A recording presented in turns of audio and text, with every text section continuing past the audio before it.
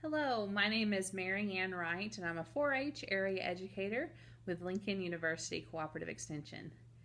I'm glad that you're joining me today as we continue our virtual summer camp programming, and this is our second grab and go activity as a part of our Arts and Music Week. If you are registered for our program, you should have received your Week 1 packet earlier this week. And in this packet, we have lots of different worksheets and activities that's all about arts and music. If you're not registered and you still want to participate in our activities, you can surely do that. I'm actually going to be posting an example of our guide sheet on our Facebook page, so you can reference that whenever you need to. Now, if you do have the packet, you're going to find our guide sheet for today's activity towards the back. You're going to look for the sheet that says Grab and Go Activity, Origami Crane. And this is what we're going to be doing today. Also in your packet, you should see a bag that has some of your supplies in it. And today we're going to be needing the 2 pieces of paper that are included in your bag. So look for those. If you don't have a packet, don't worry. You do not need very many supplies for this activity. So the first thing we're going to do is look at our guide sheet, and we have a list of supplies right here on this column. And the only thing we need today is a piece of origami paper. So we have that here. If you don't have origami paper or don't know what that is, origami is the Japanese art of folding paper.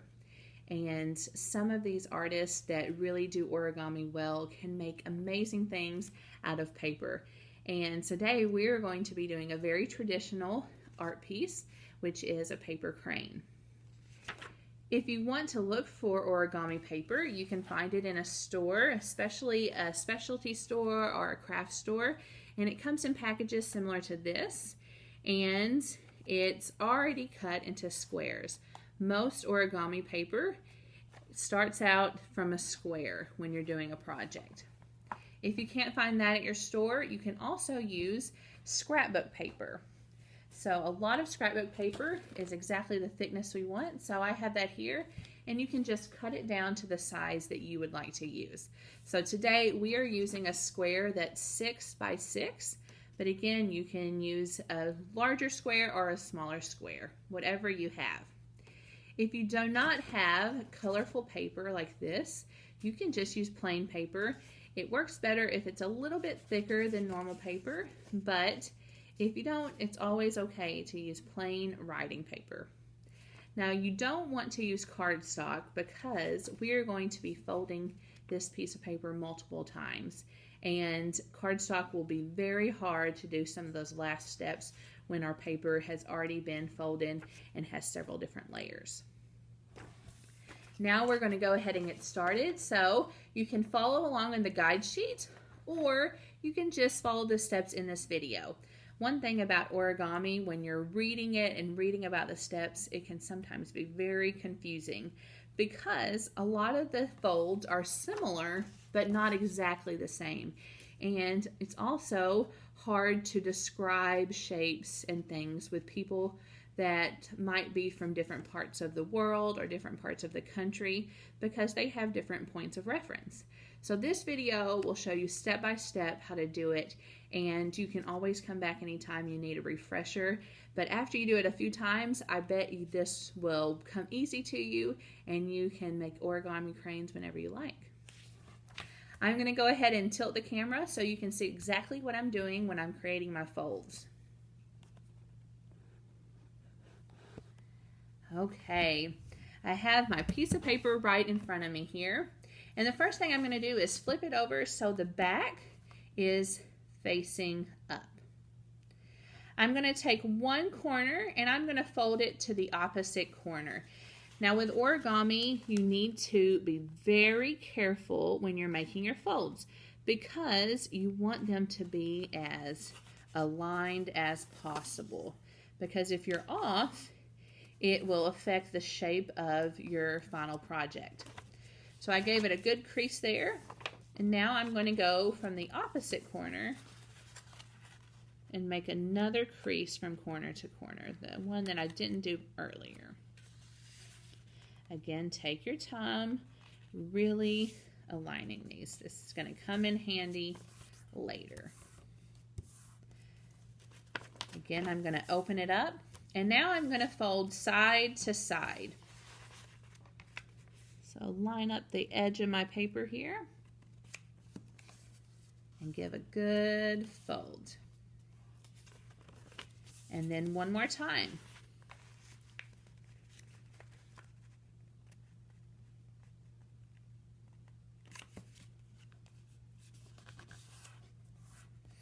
So now when I open my paper, I'm going to have an X that goes from corner to corner and then a plus sign that goes from side to side.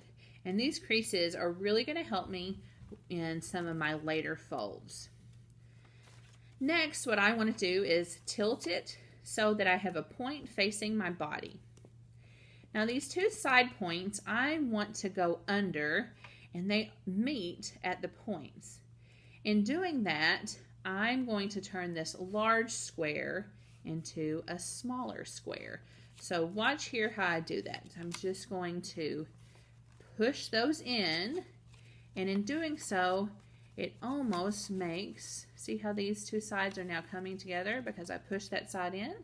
And now same thing, I'm going to push this side in and then flatten it out. So now I have a smaller square here. Now you'll notice on your square you have one end that's open and then one end that is closed. You want to make sure that the open end is facing you. For this next step, you're going to take the top layer of your side corner and you're going to fold it to that center crease. You should have a crease right here on the center of your paper, and that's going to be your guide. You're going to want that center fold to go right to that edge and then crease it there. Do the same thing on the other side.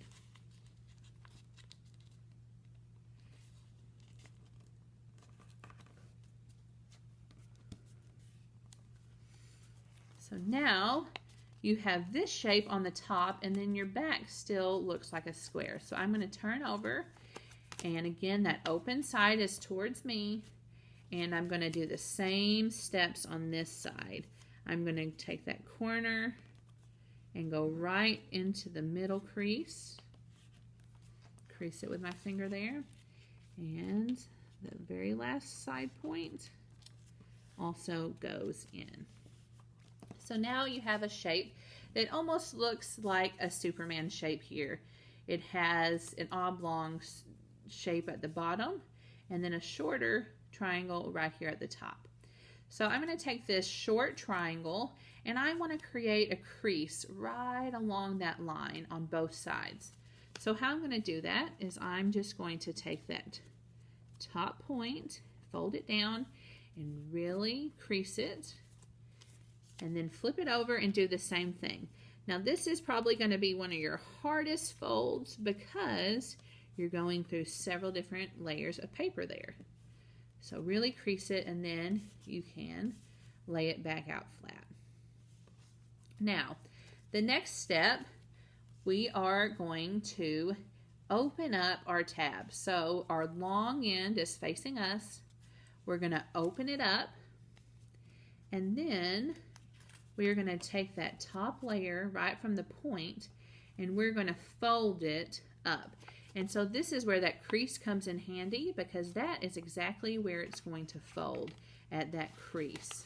So it makes it a lot easier for us because we want it to lay flat when we're finished, just like that.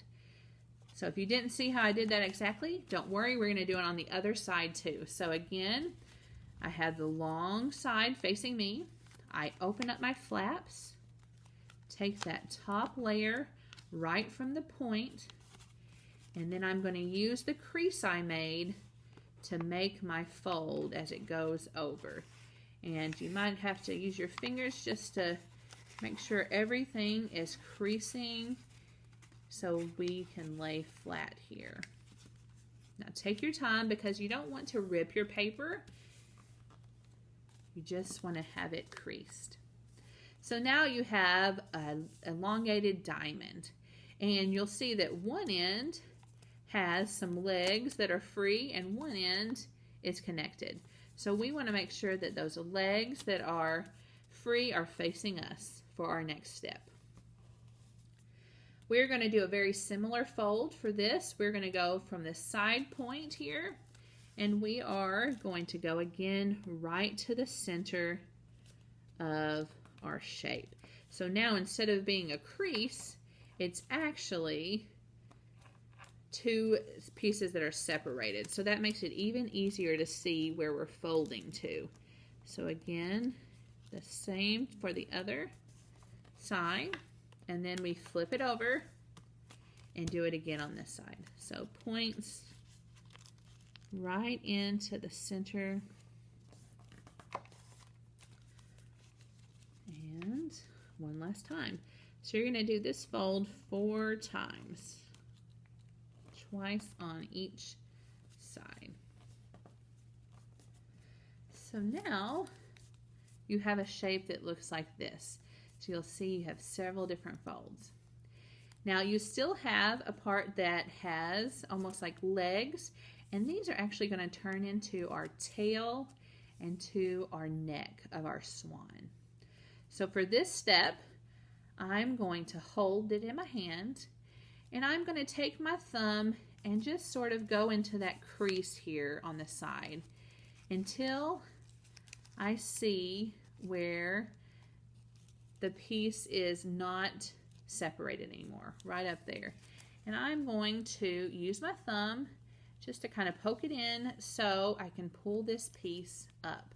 So it's going to essentially go in between the other piece, like that. I'm going to do the same thing on this side. So watch again. I'm going to take my thumb, I'm going to go right up to the base now, and I'm going to pull that up. Then once it's up, I'm going to flatten it out so it's sticking up. And these don't have to be exactly aligned. You can see that this one went more vertical and this one sticks out more, but that won't be a problem at all. If you do have some that's a little different, you can decide if you want this to be your neck or this side to be your neck. And so I think I want his tail sticking up straight, and the neck of my crane is going to be a little bit lowered. So I just took that point and I bent it down, so that makes the head of my crane. Now one of the last steps we do is we're going to take our top points here and we're going to gently pull them out. And so I use this and I just pull. If you want to blow into your crane, you can turn them over. You'll see that there's a little hole there at the bottom, and if you blow air into that, it will kind of puff up your body here. But I can do the same thing just by really gently stretching out my paper. And now for my wings, I can just mold these with my hands into the shape that I want. And then when you're finished, you have a paper crane. So there's several different steps to making an origami crane, but if you take your time, it's not hard. It's just you have to follow the steps exactly for it to turn out. So I have the one we just made here. You can play around. I gave you 2 sheets in your packet, so if you messed up on the first one, you can try again, and remember, you can use any type of paper at your house to keep making cranes. I have some more example here. So here's one that's a little bit bigger that I just used a plain piece of colored paper for. I also made one that's really small, so you can see the size here of the paper crane, so it's really tiny. And on these, I actually added a piece of thread and ran it right through the middle of my crane with a knot on the end, so it kind of stopped, and I can hang these from the ceiling. So I have these floating cranes. You can put them in your bedroom or wherever you like to display them. But the possibilities are endless when it comes to origami. If you enjoyed today's activity, there are lots of other tutorials online. You can just search origami and it will come out with a great list. Now, I got interested in origami when we had a foreign exchange student who lived with us when I was in school. And she was from Japan, and she visited us through a 4-H program called IFI. And that's when a foreign exchange student stays with you for an entire year, and they actually go to high school in the United States. And she was excellent at making origami creations. And so I have an example here of one that I love so much. I've kept it over the years because it just amazes me at something that can be made out of paper, and it's so beautiful. So here you can see it looks so pretty. She used several different types of paper and different colors to make these flower type objects, and then she added some wire and she hung it from her room, from the ceiling, and it really added some fun flair to her bedroom when she was living here. So I hope that you create your own origami creations. If you find out something that you really like and you want to share it with us, we would love to see pictures of all of your activities. We are going to continue our virtual summer camp next week with a different theme, so I hope you tune back in for more video programming. Okay guys, thank you so much for joining me. Bye-bye.